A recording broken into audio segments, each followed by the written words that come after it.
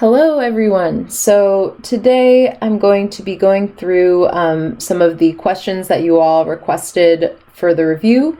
I'm hoping to get through all of the ones that were requested. I'm going to prioritize the ones that were requested by more than one person. So if it starts to feel like this is taking a lot more than like an hour, then I probably won't get to quite all of them, but I think I should probably be able to get to at least most of the questions that were requested.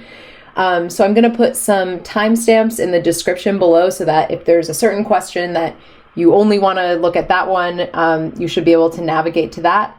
And then tomorrow I will be holding office hours from 10 to 10:50, so our normal class time.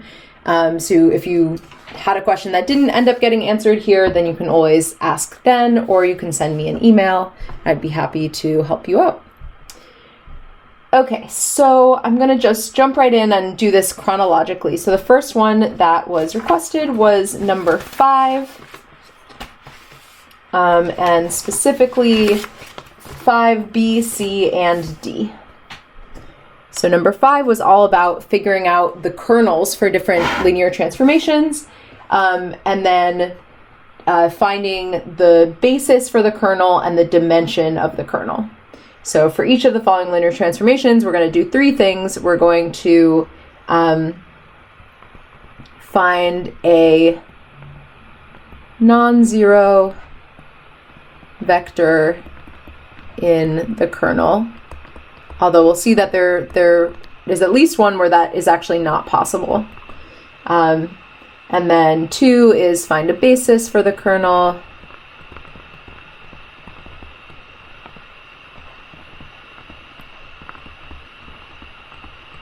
And then the third one, which isn't really, there's not too much to do there once you have the basis, but to find the dimension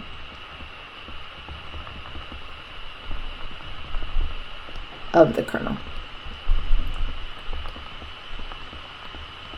Okay, so first one that we're going to look at is B. So B is a linear transformation that goes from the vector space of 3 by 3 matrices with real entries to that same vector space, and it's defined by T of, so I'm just going to make a matrix here, A, B, C, D, E, F, G, H, I. So what does it do? It takes that matrix and it leaves some of the entries the same and then replaces some of them with zeros. So D, 0, F, 0, 0. Okay, so one piece of advice that I would have in general on like basically any problem, but especially these ones where maybe you look at this and you're not sure like how to interpret what's going on, try examples, try plugging in, like pick a matrix, plug it in and see what it gives you. And I think by playing around and like, it's just so common in math that if you just are like, if you panic or just like, what do I do? What's the right answer? You know, that's not really the right approach. You want to be able to be patient with yourself and try something. And I think just by trying something, then you oftentimes can figure it out. So, you know, for example, if we were to plug in, like, let's just make something up, 1, 2, 3, 4, 5, 6, 7, 8, 9. If we plug in this matrix into our transformation, what comes out? 0, 2, 0, 4, 0, 6, 0, 8. Something glitchy is going on with my pen. Okay. So what you'll notice is that the entries that were here, here, here, and here, those ones ended up staying, whereas the other ones turned into zeros. All right, so the first question is to figure out what is an example of a non-zero element that's in the kernel of this transformation. So notice that, so okay, first of all, maybe let's back up one step. What does it mean to find the kernel of a linear transformation? It's to find all of the types of vectors. So in this case, when we say vectors are actually matrices because that's the type of vector space we're working with. We're trying to figure out what are the types of matrices that when you plug them into this transformation, you get the 0 vector. And so what is the 0 vector in this context? It's the vector, or it's the matrix with all zeros. So to answer number 1, basically we're trying to find a matrix that is not all zeros, because we're looking for a non-zero element of the kernel, such that T of that matrix, so T of A, B, C, D, E, F, G, H, I, we're trying to figure out, actually, let me write that bigger because I think that might be a helpful way to look at it. We want to try to find a matrix so that when we plug it into this transformation,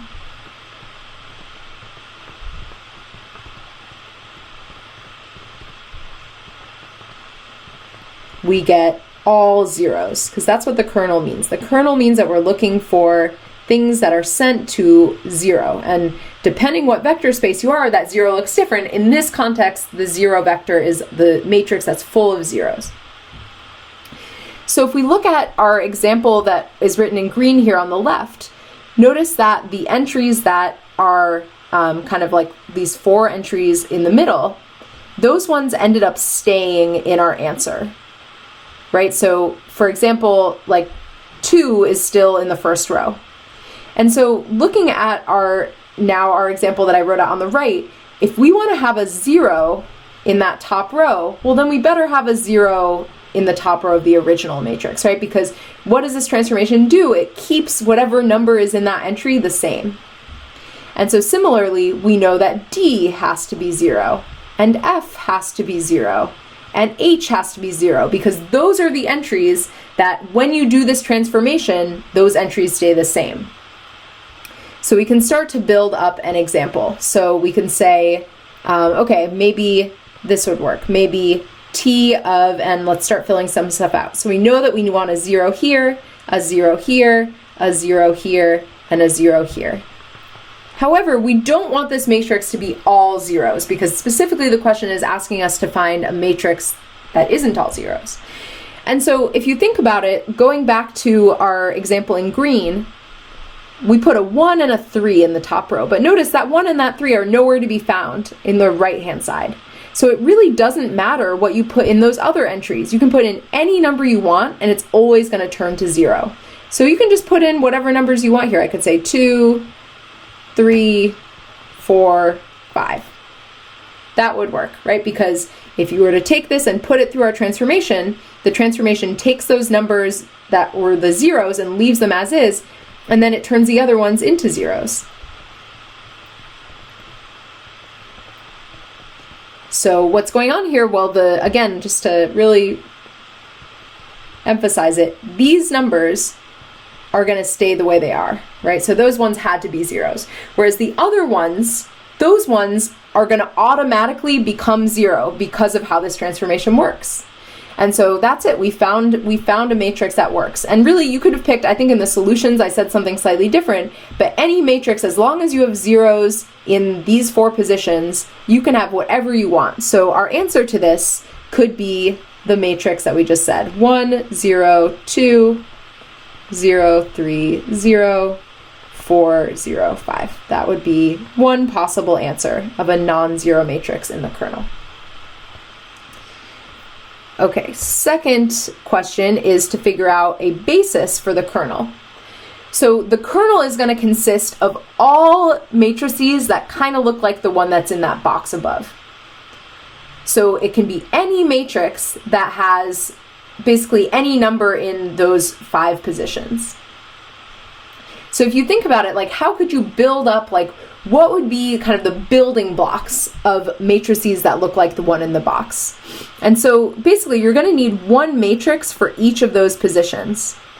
So you can have the matrix 1, 0, 0, 0, 0, 0, 0, 0, 0. You can have the matrix 0, 0, 1, 0, 0, 0. And then the third one would be putting the 1 in that third position. So putting 1 there. Then we want one that has a 1 in the bottom left. and then we want 1 in the bottom right. So why is this a basis? Well, because first of all, these are linearly independent. I don't mean, it's really important that when you're thinking about whether things are linearly independent or dependent, you're thinking about your vector space and not thinking about like R2 or R3 or anything like that. So we're just talking about in this vector space.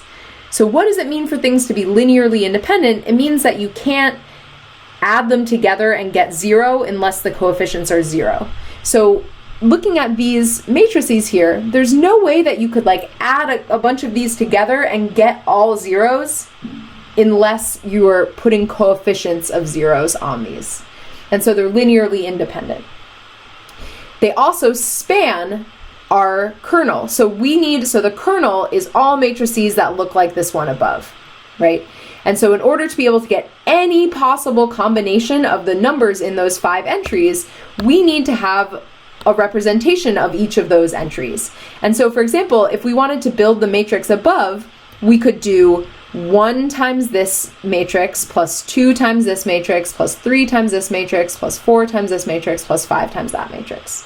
And any other combination of numbers you could come up with, you would just need to put those coefficients for each of these entries. So that's our basis. And then the third question is, what is the dimension? And so once you have the basis, the dimension is just the number of elements in the basis. That's the definition of dimension, is that it's the number of elements in the basis. And in this case, we had 5 elements in our basis, and so it is the kernel is a 5-dimensional vector space. All right, so let's do another one. So next one was same question, but now we're doing C. So I think C and D, at least C will be faster than that first one. Ooh. So C is a linear transformation from R2 to R2.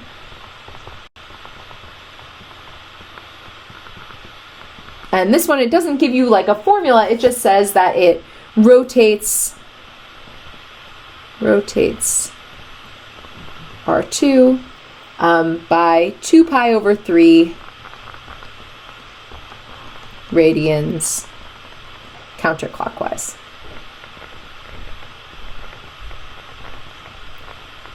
So whenever we're talking about a transformation of R2, you can think about the unit square and think about like what does the transformation do to that, and that might help you kind of see what it does to the whole plane. So let's say this is our original unit square. So if we take this and we rotate it by 2 pi over 3 radians counterclockwise, so this picture is probably not going to be great, but let's see, 2 pi over 3, so that's 120. So, or sorry, wait. Yeah, 120. So that would be like something like this. I don't know, this is probably not a great picture. It doesn't really matter. What matters is that it's a rotation. You know, I could have picked basically whatever angle I wanted in order to make this question.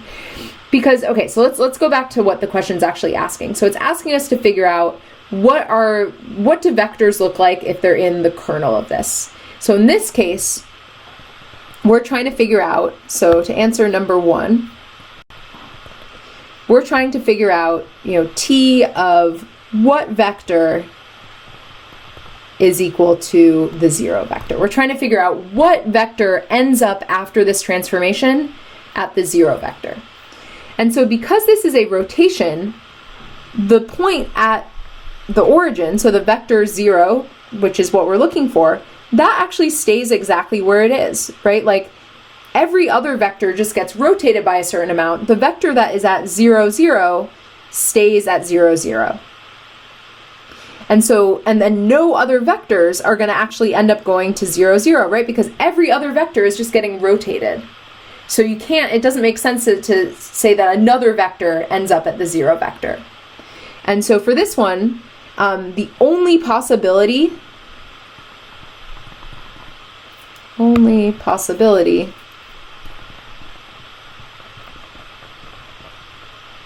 I just cannot write right now. Oh. Only possibility is that the vector that we're talking about is the 0 vector. And so that tells us that in this case, the kernel, you actually can't really answer the question I asked. I asked you to find a non-zero vector in the kernel. In this case, there is none. The kernel is just the 0 vector because there's no other vectors that when you do this transformation end up at the 0 vector. That wouldn't be true, for example, if we had like a projection, right? If you project something, then you're kind of smushing things down and you're going to end up with multiple vectors that end up at 0. So this one, because it's a rotation, everything, it's one-to-one, like everything, and that's maybe another way to think about this. So transformations that are one-to-one, their kernel is just the 0 vector. And that goes back to the invertible matrix theorem. So because this is one-to-one, because every vector is kind of sent to its own individual vector, that's another way of seeing that the kernel is just the 0 vector. So second question is a basis for the kernel. And so the basis for the set that's just the 0 vector is just the 0 vector. And then the third question is the dimension. And so this is a little different. So for when you have the vector space that is just the 0 vector, even though it would look like maybe the dimension is 1, in this case the dimension is just defined to be 0. So the dimension of the vector space that's just the 0 vector is 0. If it was the span of like another vector, like 1, 0 or something, then it would have dimension 1. But because it's just the 0 vector, it's just a point, has 0 dimension. Okay, let's talk about the next one. So next one was D. So D, we have a linear transformation that goes from the vector space of polynomials of degree 3 or less to that same vector space. And the way this transformation works is you plug in a polynomial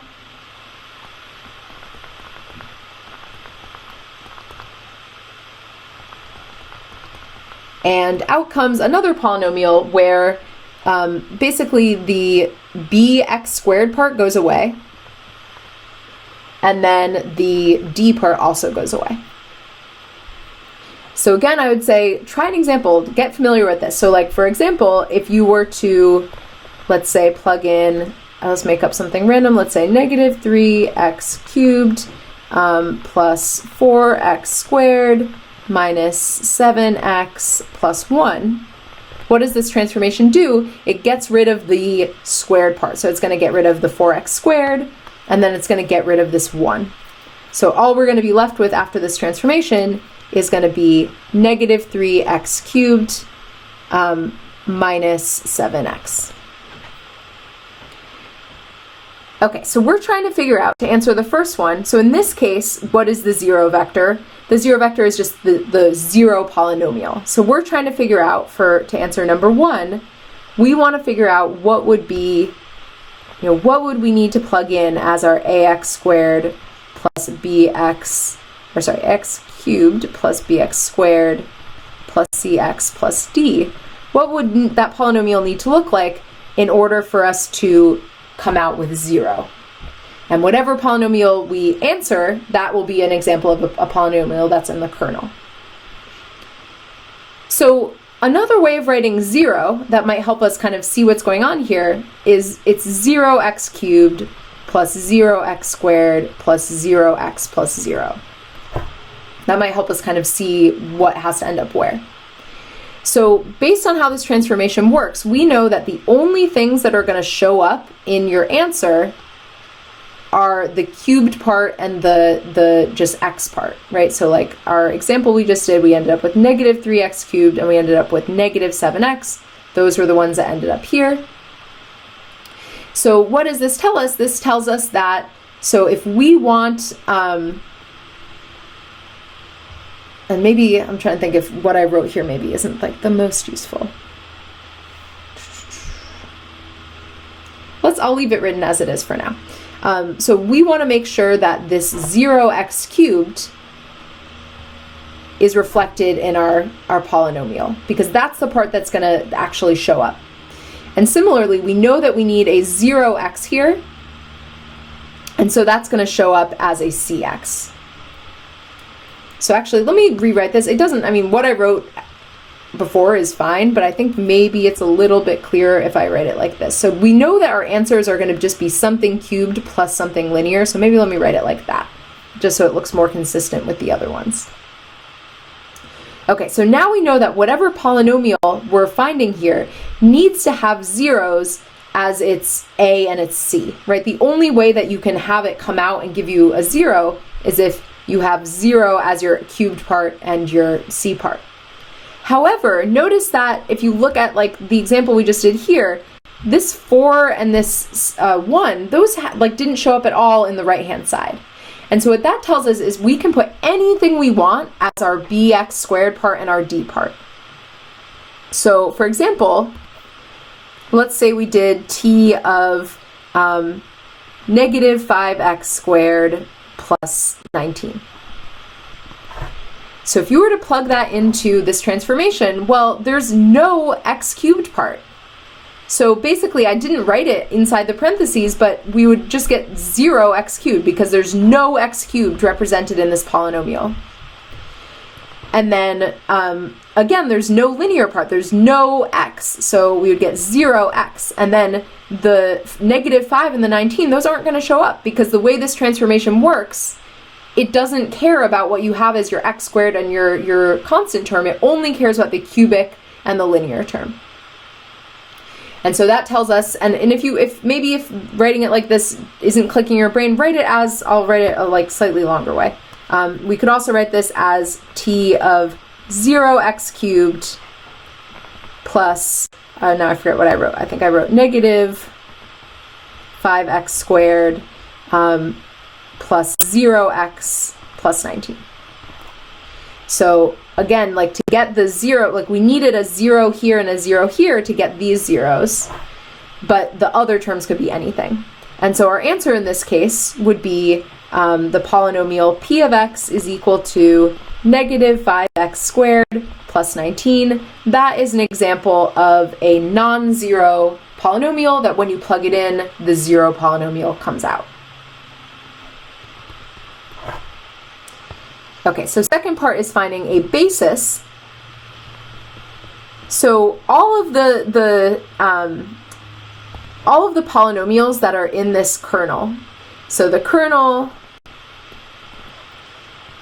consists of all polynomials that can be written as p of x is equal to maybe to be consistent with what I wrote above, let's just say bx squared plus d.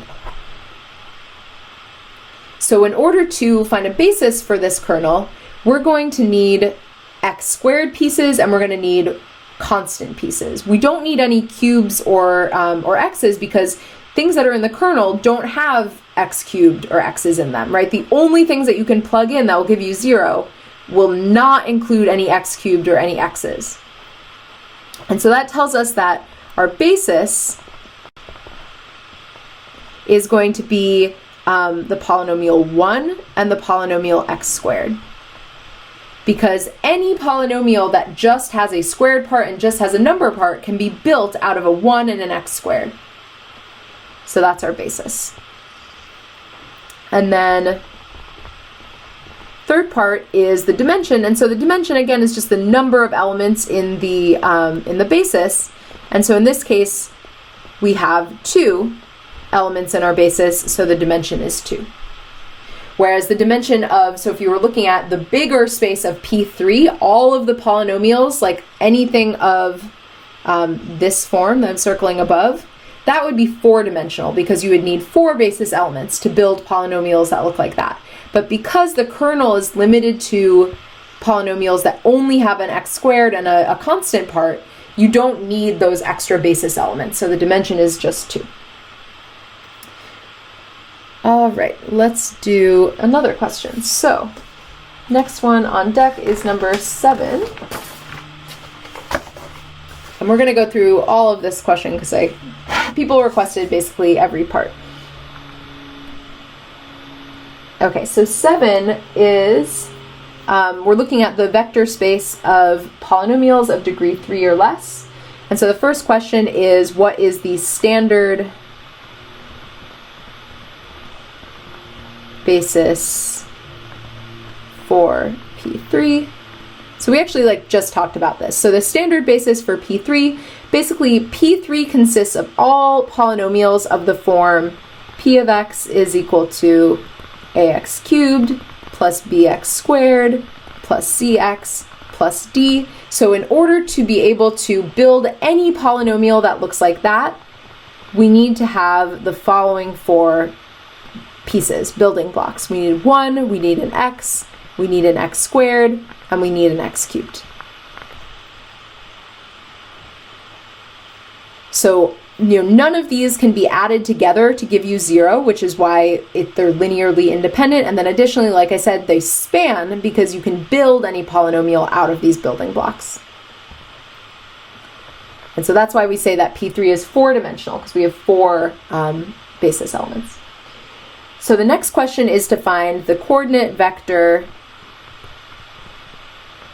of P of x is equal to negative x cubed plus 5x minus 4 with respect to the standard basis. So remember, a coordinate vector is basically just telling you the coefficients for each basis element. Like any vector in your vector space can be built out of this basis elements, and you're just telling, you're kind of recording the information of how many you need of each basis element. So because our polynomial P of x can be written as negative 1 times x cubed, so x cubed is our first basis element, or actually, let me write it in the opposite order. So because of how the basis is ordered up here, we want to actually flip the order when we write down the polynomial. So we can write the polynomial as negative 4 times 1. So 1 is our first basis element. And then we can write 5 times x. X is the second basis element. Then we don't have any x squared, so we have 0 times x squared. And then we have negative 1 times x cubed. And so the coordinate vector is just going to record all of that information.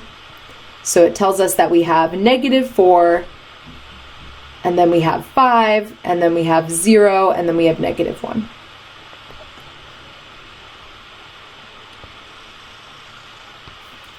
Okay, so next question is asking which of the following are also bases for P3.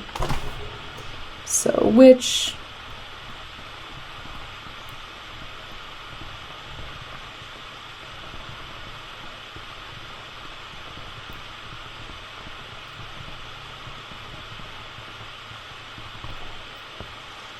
so I'll write them out.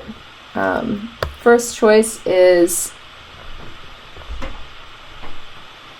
1 x plus x squared, x plus x cubed, and then the next one is 1 plus x, 1 plus x squared, 1 plus x cubed, and then the third option is 1 minus x, 1 minus x squared, x minus x cubed, and x squared minus x. Okay, so first thing is that to remember, like, what does it mean for something to be a basis? So how to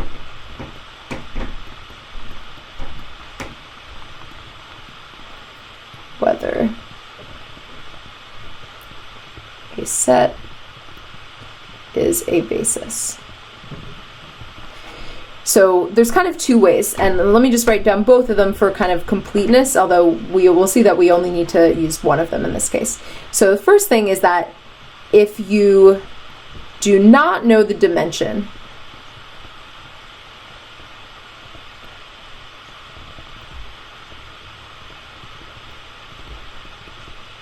you need to show, or decide basically, if you're trying to show something as a basis, you need to show that first of all, the set is linearly independent, and second of all, that the set spans whatever vector space you're talking about.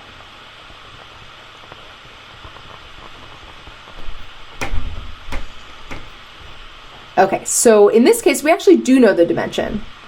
So if you do know the dimension,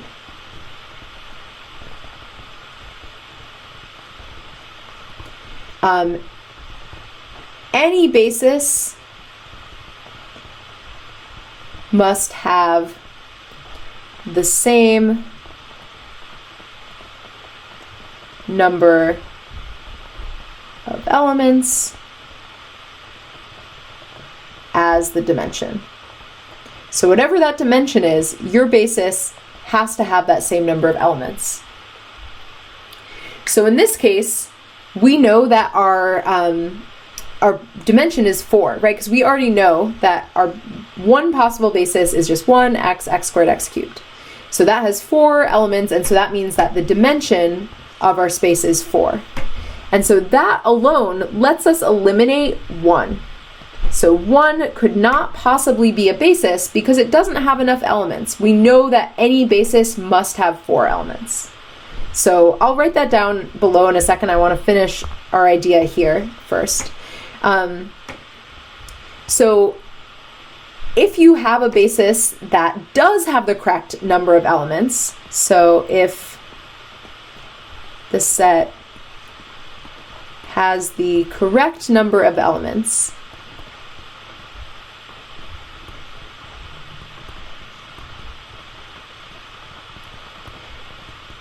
you only need to show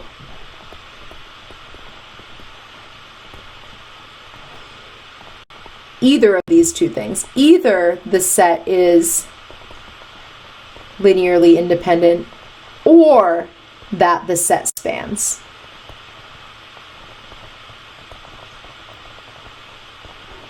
So whereas if you don't know the dimension, you actually need to show both, because it's possible, if you don't know the number of elements, it's possible to have something that's linearly independent but that doesn't span the space, or vice versa, that spans the space but that's not linearly independent. If you do have the correct number of elements, you can pick. You can just show one of these two things. So in general, linear independence, for at least the examples we're looking at, is going to be an easier one to show than looking at spanning. So let's write down what we said about number 1 up there. So we said that the first set has only 3 elements, and we know that the dimension of P3 equals 4.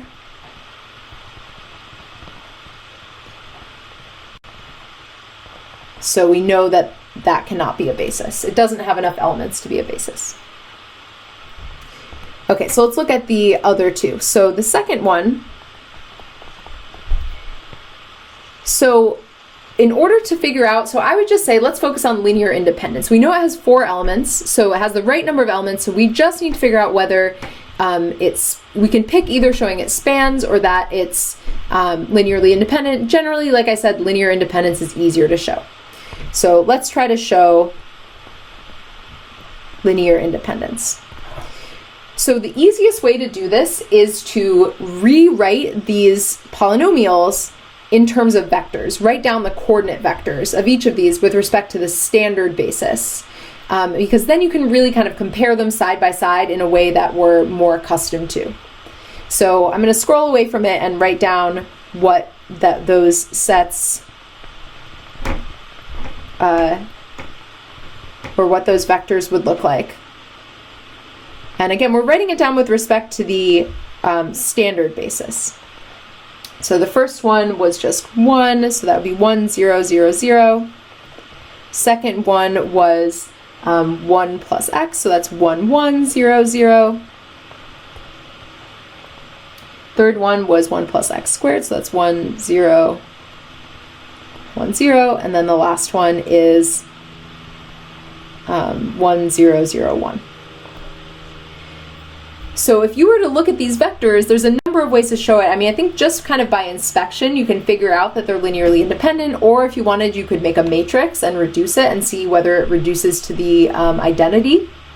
But basically, these 4 vectors are linearly independent, and so that tells us that it is a basis. Okay, same thing with 3. We want to basically figure out whether it's linearly independent. So the coordinate vectors for the third one, using that same method, are going to be 1, negative 1, 0, 0. 1, 0, negative 1, 0. 0, 1, 0, negative 1. And then the last one is 0, negative 1, 1, 0. So these ones, it turns out, are not linearly independent. And let's see if there's a way to like see it easily. So I think the easiest way to see it, actually, might take a little bit more trickery than being able to just look at it. But I don't think that it's the very best use of our time to, actually, maybe if I look at it, I can just remind myself. I can't see right off the top of my head which ones of these you have to add together to get another one, but basically, if you can find a way to add some of these vectors together and get one of the other vectors, then that shows they're not linearly independent. Alternatively, the way you can always figure out whether things are linearly independent is make them into a matrix and reduce that matrix. If it reduces to the identity, that means that the vectors are linearly independent. If it does not, then they're not. So I don't think that's the best use of our time here, so I'm just going to say these are not linearly independent. You can check that yourself. So that means it's not a basis.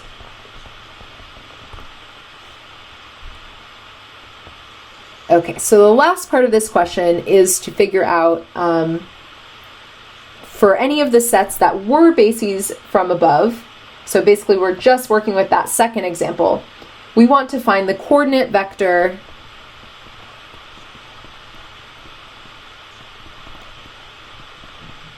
of p of x is equal to, what was our polynomial? Negative x squared, or cubed, same one from before, plus 5x minus 4. And we're going to do it with respect to the basis from part 2 above. So the basis was, I'll write it in the original polynomial form.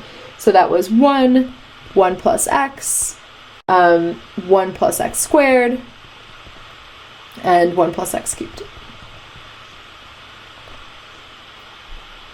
So you might actually be able to figure out how to do this without doing what we're about to do. I mean, basically all you're looking for is you're trying to figure out, and I'll write this out, although we'll do it in a slightly different form. We're basically trying to figure out, like, if you were trying to build up p of x, what would need to be your different coefficients. So you would have, a times 1 plus b times 1 plus x plus c times 1 plus x squared plus d times 1 plus x cubed. You're trying to figure out, like, a, b, c, d, that's going to be your coordinate vector.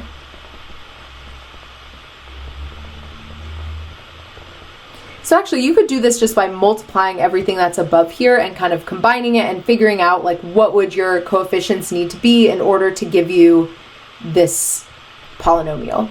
The way that we did it in class that I think kind of simplifies things a little bit, so I'm going to show you this way, is by translating everything just into vectors. So our original vector, or like translating everything into vectors with the standard basis. So our original polynomial, like we saw above, the coordinate vector was this. Actually, sorry, I did that backwards. So -4, and then we had 5, and then we had 0, and then we had -1. Did I do that backwards when I first did it? No, good. Got worried for a second. So we're trying to figure out how can you write this down as a linear combination of the 4 basis vectors that we have. So the 4 basis vectors that we had were 1, 0, 0, 0,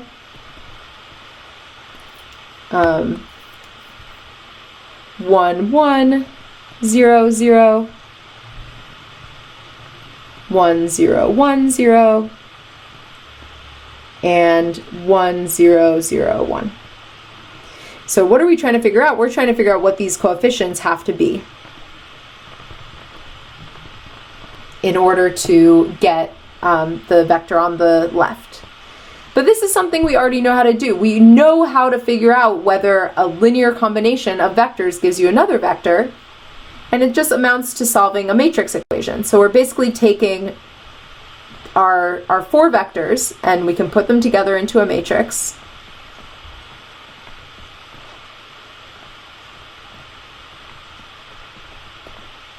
And we're trying to solve an equation where our 4 unknowns are A, B, C, and D, and we're trying to get -4, 5, 0, -1. And so how do you solve something that looks like this? You make an augmented matrix.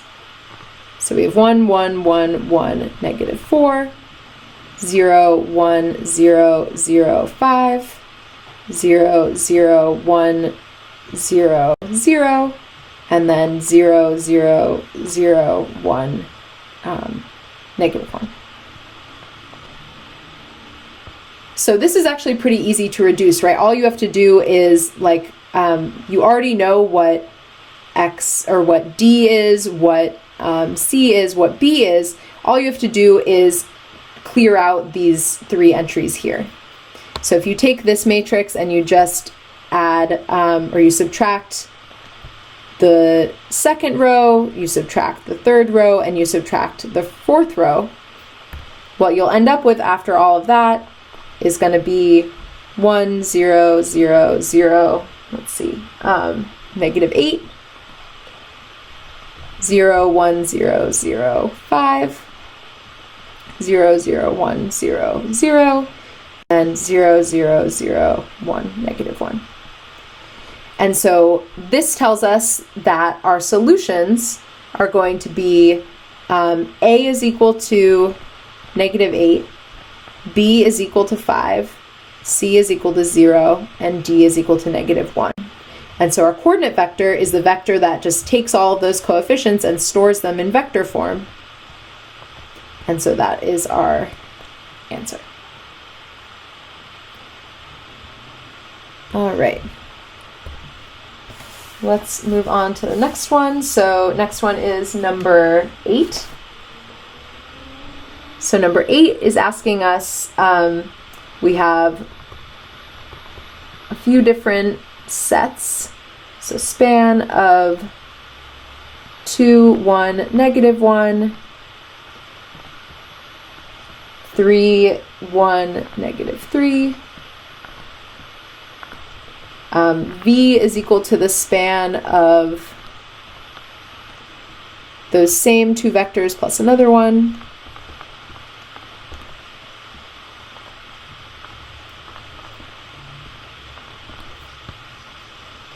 And the third one is 6, 1, -9. And then the third set is W is equal to the span of, again, same first two vectors, but a different third one.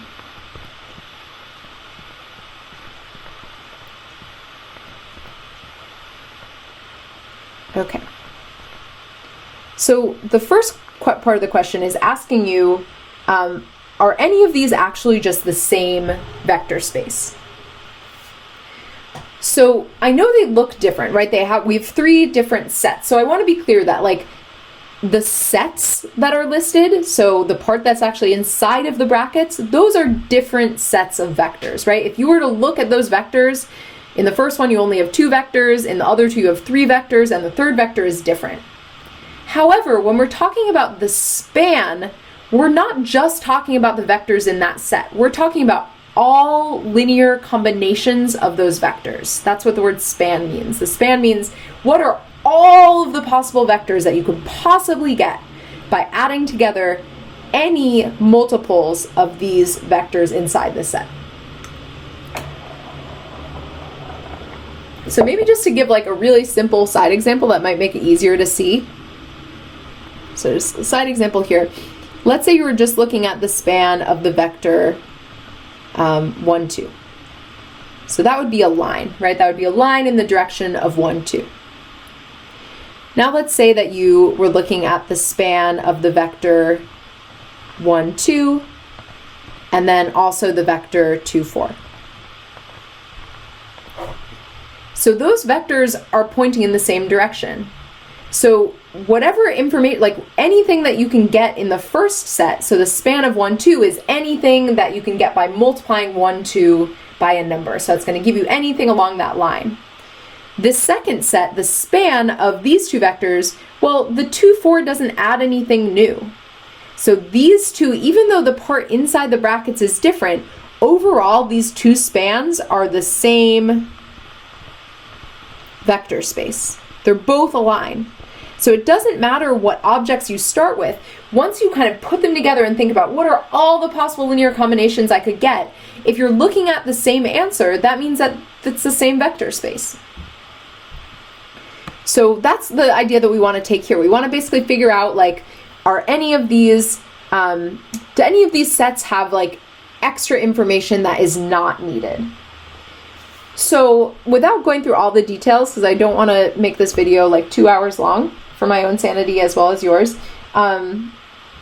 So without going through the details, you're basically trying to figure out whether the third vector in either of these two sets is actually can actually be written as a linear combination of the original two vectors.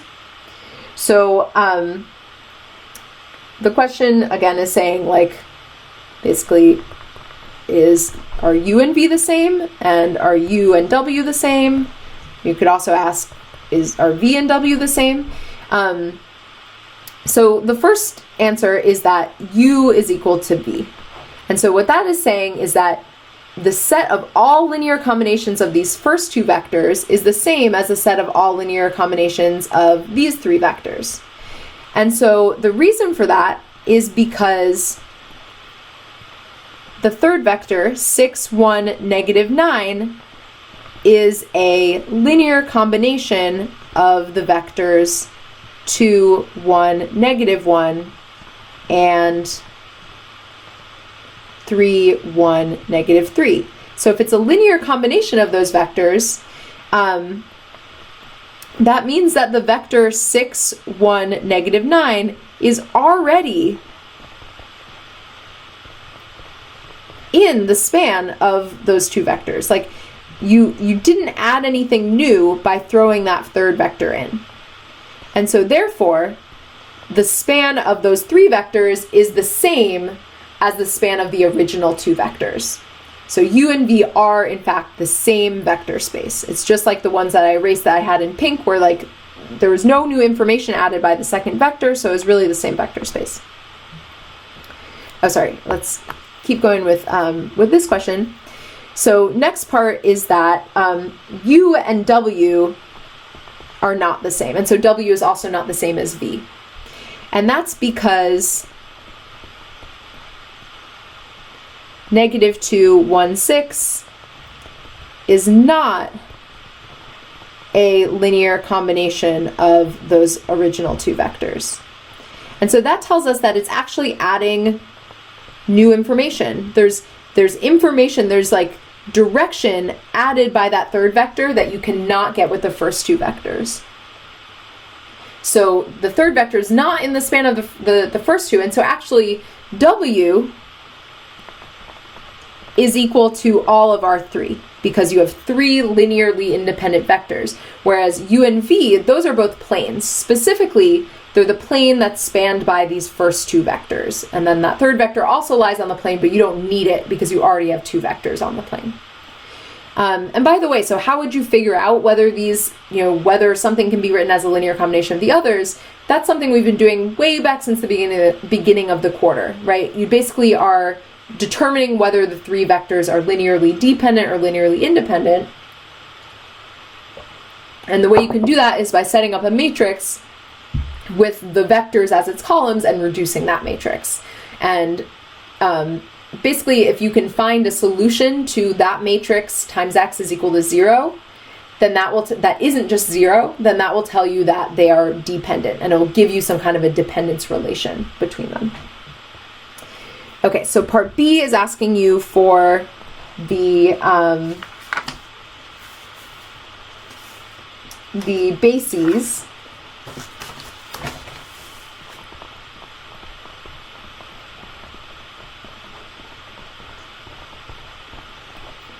So basically, a basis means that it has to span the space, but also all the elements in your basis have to be linearly independent.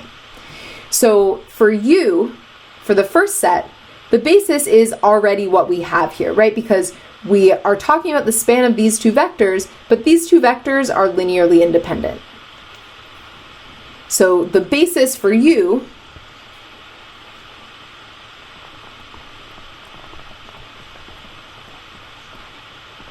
is just going to be that set of two vectors, 2, 1, negative 1, 3, 1, negative 3. And that's actually the same as the basis for V, right? Because V has this extra vector that doesn't add any new information. The third vector is already a linear combination of these two. And so the basis for V is going to be exactly the same.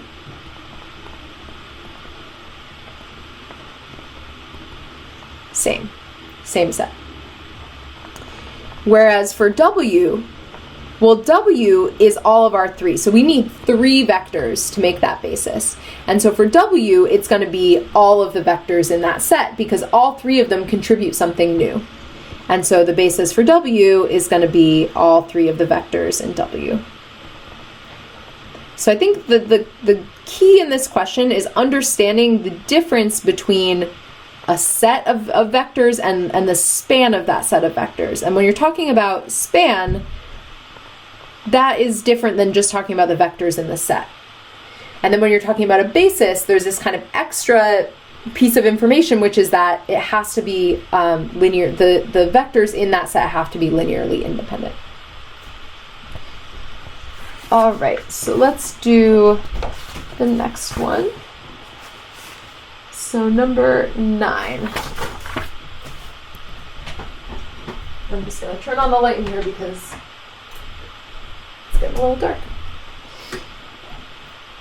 Okay, so number 9 says let V be the subspace of R4 consisting of vectors of the form, and I'll write it down, A minus 2B plus 5C, 2A plus 5B minus 8C, and negative A minus 4B plus 7C, 3A plus B plus C. Okay, so it's asking you to find a basis for this vector space. So basically, anything that can be written like this for any ABC is going to be in your vector space V.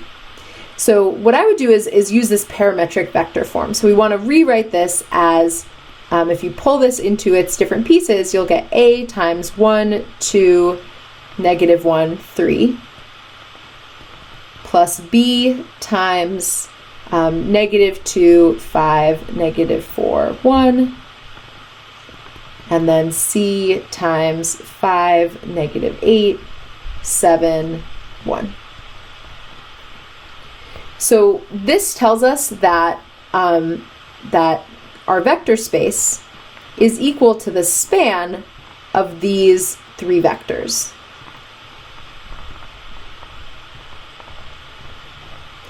However, as we saw in the last example, the fact that the span of these 3 vectors is equal to our vector space does not mean that it's a basis. In order for it to be a basis, we need to check that these are all linearly independent. So if you do, like we've been saying in these other ones, and like I said in the previous example, do the test to see whether these 3 are linearly independent, what you'll find is that this is not a linearly independent set.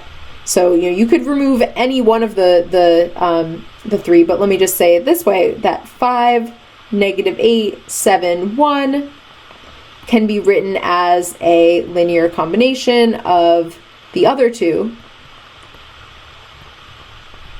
And so that means that you don't need it in order to, and if you have that in there, then it's not a basis. And so the basis is just going to be the set of the first 2 vectors. Or, I mean, you could pick actually any 2 that you want. And that goes for like all of these types of examples. I just tend to take out the last one because it's just the most kind of natural choice to take out. Okay, so I'm going to go to a new page and let's look at our next one, which is number 10. So 10 is giving us a basis for our 2. So 2, 1, 1, 1. This is a basis for our 2. So first question is, you're given the coordinates with respect to this basis of a particular vector, and those coordinates are 2, -3, and the question is, what are like the standard coordinates for x? What does x actually look like in terms of the standard E1, E2 basis?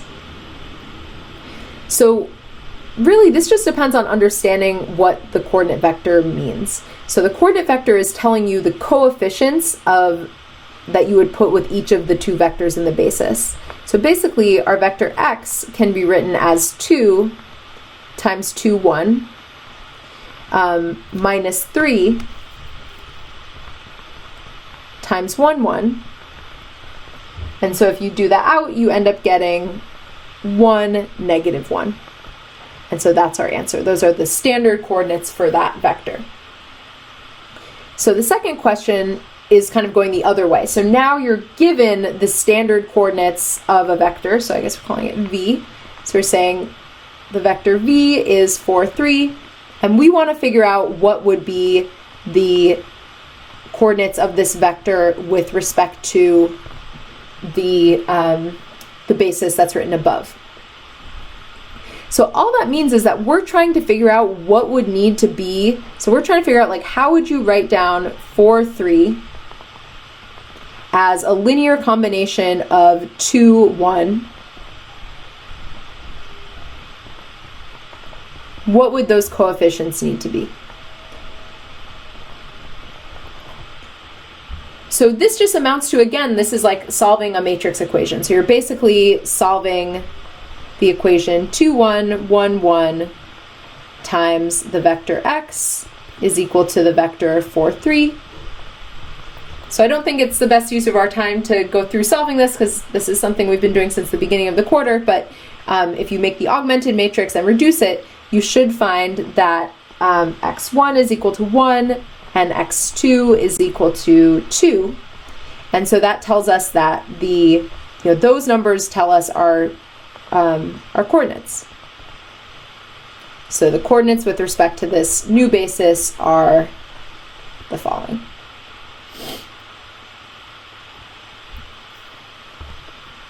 All right, next up we have number 11.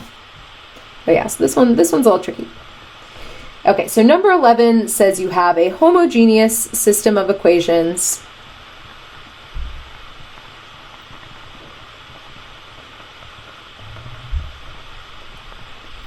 system of 18 equations in 20 variables. And the question is, what would you need to know about or what would need to be true about the solution set of the homogeneous system? So what needs to be true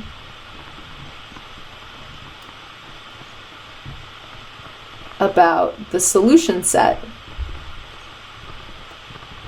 in order to guarantee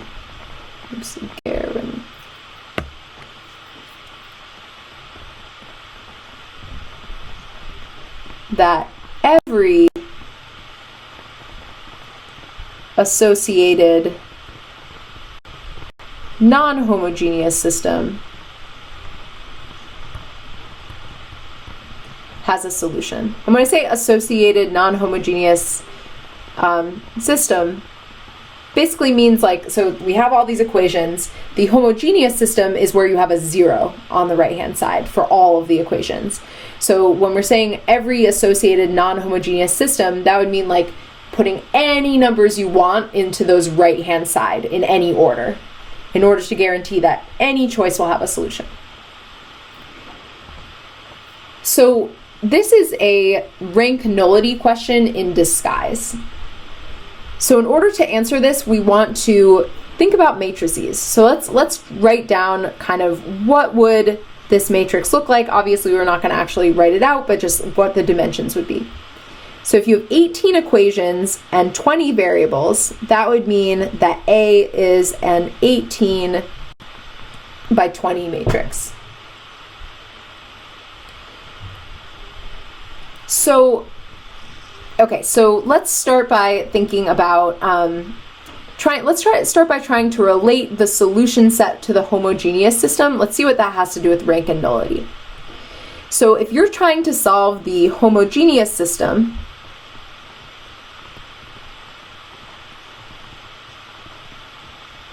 that would be solving A times X is equal to 0. Right? And so the dimension,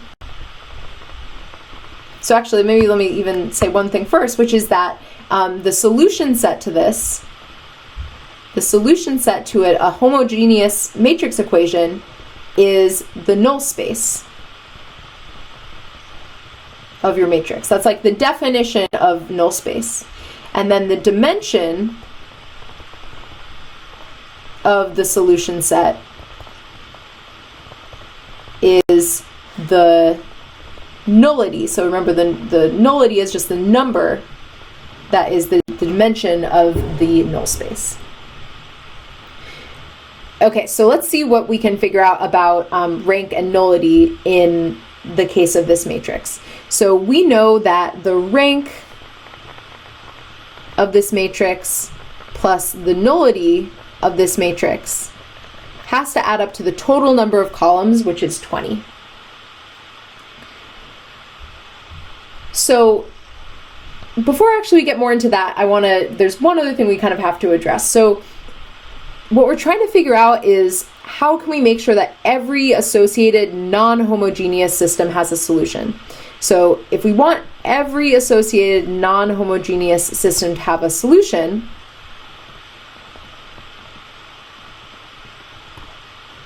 that means that now we're looking at AX is equal to B, right? Where B is just some other solution vector. So if this has a solution for all B, that would suggest, so remember the rank of a matrix, or let me think how I want to say this first. So if this has a solution for all B, that would mean that So when you're solving an equation like ax equals b, you're basically trying to figure out how to write b as a linear combination of the columns of a, right? That's what that's one way of thinking about solving a system of equations, or solving a matrix equation like this, is you're trying to figure out what is the linear combination of the columns of a that gives you b. So if this has a solution for all vectors b, that would suggest that the span of the columns of A, which actually we have a name for that, that's the column space of A, would equal all of R18, right? And why do I say R18? It's because our matrix has columns with 18 components. So in order for for a system of equations like this to have a solution for all B, that would have to mean that any vector B that you put in on the right, which is going to have 18 components, any vector can be written as a linear combination of the columns of A. And if any vector can be written as a linear combination of the columns of A, that means that the column space of A is all of R18, because R18 is all the possible B's that you could put in on the right side. So if the column space of A is R18, that would mean that the rank is equal to 18, right? Because the rank is the dimension of the column space. Okay, so let's go back up here. So we basically want the rank to equal 18. So now we need to figure out what would need to be the nullity in order to make that true. And well, the answer is 2, right? So in order for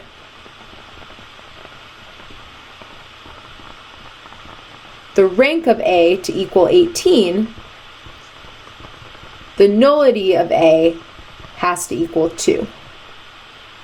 So how does this tie back to the question? The question is asking us what needs to be true about the solution set of the homogeneous system.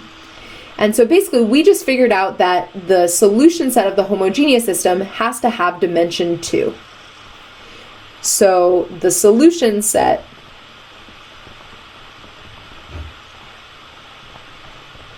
to the homogeneous system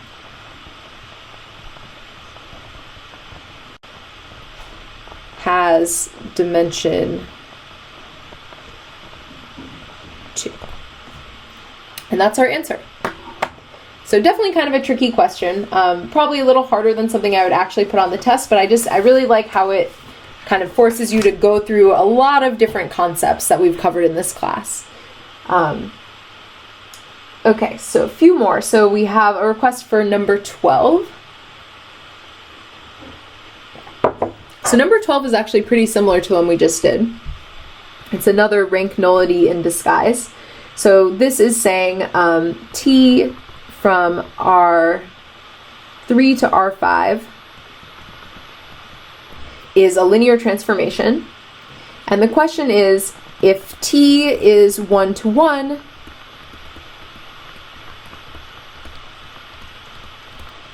can the range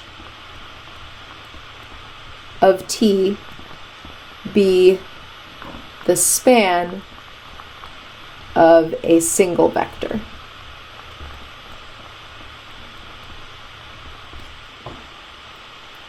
Okay, so let's try to kind of decode some of this stuff into rank and nullity. So if we're looking at the, let's just call A the matrix associated with this linear transformation. So if we have a transformation from R3 to R5, that means that we're going to have a 5 by 3 matrix. So we know that the rank of this matrix plus the nullity of this matrix should add up to 3, because that's the total number of columns. So first piece of information is T is 1 to 1. So if T is 1 to 1, that tells us that the nullity of A is equal to 0.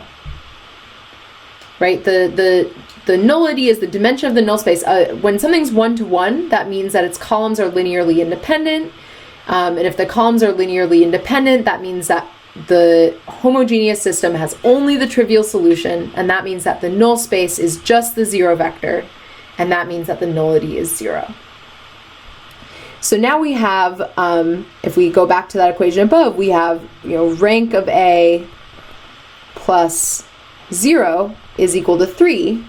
And so that tells us that the rank of this matrix has to equal 3 if T is 1 to 1. So remember, the rank is the dimension, I'll write this in a different color. So the rank is the dimension of the span of the columns. And if you think back to linear transformations, well, the range of a linear transformation is the span of its columns. And so the dimension of the range of T has to equal 3. And the question is, can the range be the span of a single vector? And the answer is no, because if it was the span of a single vector, its dimension would be 1. So the answer is no.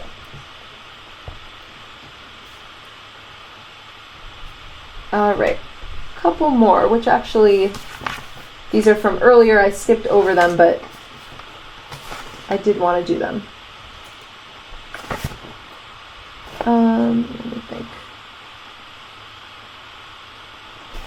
So these should be, I think, pretty quick. So one of them was 3C. So that one was asking you, it gave you a set, and it asked you, and I'm not going to go through this one in its entirety because it would be a little, again, not maybe the best use of our time. But this one is basically gives you a set of vectors and asks you whether it's linearly dependent or independent, and also asks you to find a dependence relation if it's linearly dependent. Sorry, I was just looking for the sheet where I actually wrote down the original question. I can't find it, but that's okay. I have at least this part. So our set is this set.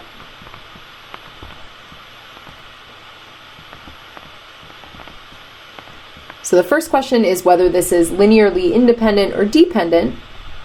And so we can tell that it's linearly dependent just because you have 3 vectors in R2.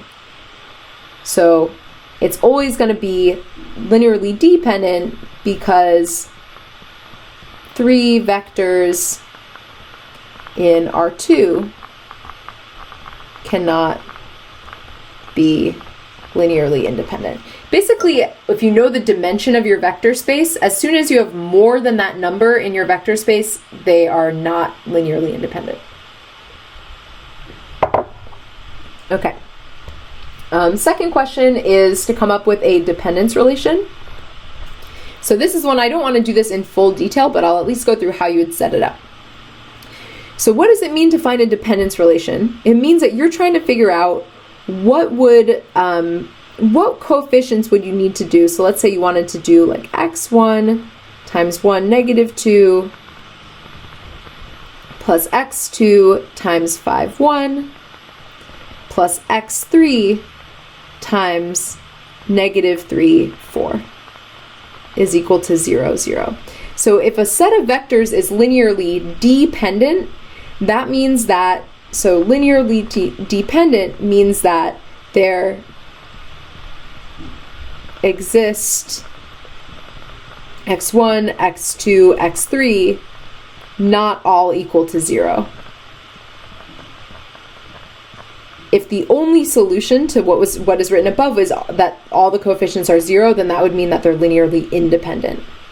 So if you take this this equation that I've written out above and turn it into a matrix equation, so 1, negative 2, 5, 1, negative 3, 4 times x1, x2 is equal to 0, 0, you basically just want to solve that for x1 and x2.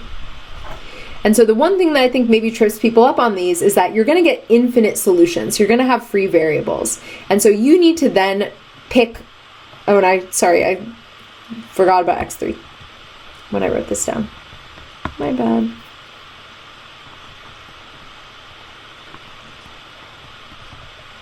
So you want to solve this for all three, x1, x2, x3. And like I said, you're going to get infinitely many solutions.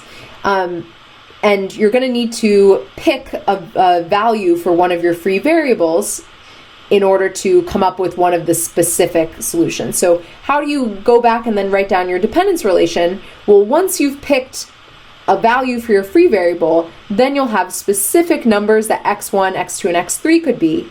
And then you want to go back and actually write it in this form. So your final answer should look something like what's up here. You should not only find the solution of x1, x2, and x3, but actually put them up into this equation, because that equation above is what's called the dependence relation. Okay, third part was asking you what is the span of this set of vectors. So because any two of them form a linearly independent set, so altogether the three of them make a linearly dependent set, but if you just had two of them, they would be linearly independent.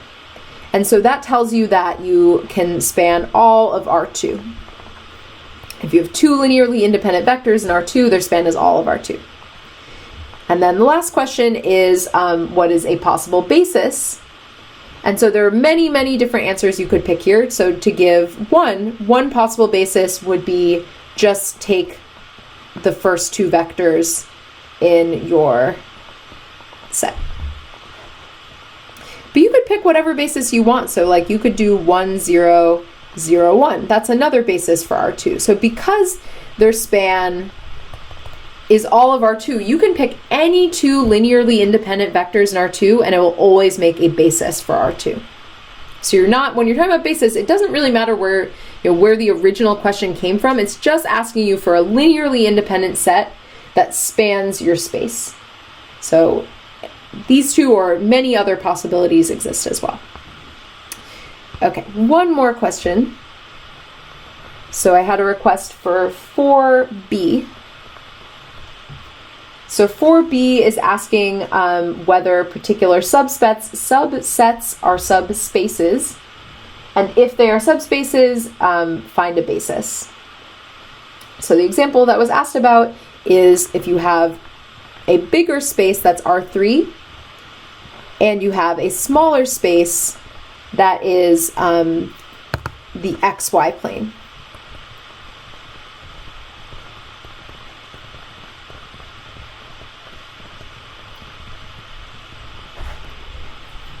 So first question, is it a subspace or not? So you could do this question kind of more formally. You could go through like all the different kind of properties if you wanted to. Like you could check, so let's say you wanted to check whether it contains the 0 vector. And it does, right? Because the xy plane contains the point 0, 0, 0 is on the xy plane. If you wanted to show that it's closed under addition, well, if you have vectors that are on the xy plane, that means that they're going to be of the form, let's say, I'll call them, like x1, y1, 0. And maybe another one could be x2, y2, 0, right? Any points, any vectors that lie in the xy plane are going to have a z coordinate equal to 0. And so when you add them together, you're going to get something that still lies on the xy plane. It's not going to suddenly have a z coordinate, whereas it did not before. And then similarly, closed under scalar multiplication if you take a point, or sorry, a vector that is on the xy plane and you multiply it by some number c, well, the third component is still going to be 0. So it's still going to lie on the xy plane. Another way that you could answer this, and if I ask you formally to like show all these three, then you do want to show all three. But if I just asked you, is it a subspace? You could just say that it's a plane through the origin. And we know that any plane or line that goes through the origin specifically is a subspace of R3. So that's another way of arguing that. And so then what would the basis be? Well, any vector that is on the xy plane is going to look like this, right? It's going to be like x, y, 0. And so in order to be able to build up any vector that looks like that, we need to have vectors of the form 1, 0, 0 and 0, 1, 0. If we have those two building blocks, we can build any vector of the form x, y, 0. So that's our basis. All right, that is it. So like I said, if you have questions that didn't get answered, feel free to stop by office hours tomorrow or send me an email. And good luck with your studying. And I guess this is my last video. So thank you all so much for your hard work. Like I said multiple times throughout the quarter, this is my first time teaching linear algebra, and I really, really enjoyed it. You all made it a very fun experience. So thank you for all just being really like dedicated and motivated students. It made the class really fun to teach. So good luck with everything, and I will maybe talk to you later sometime.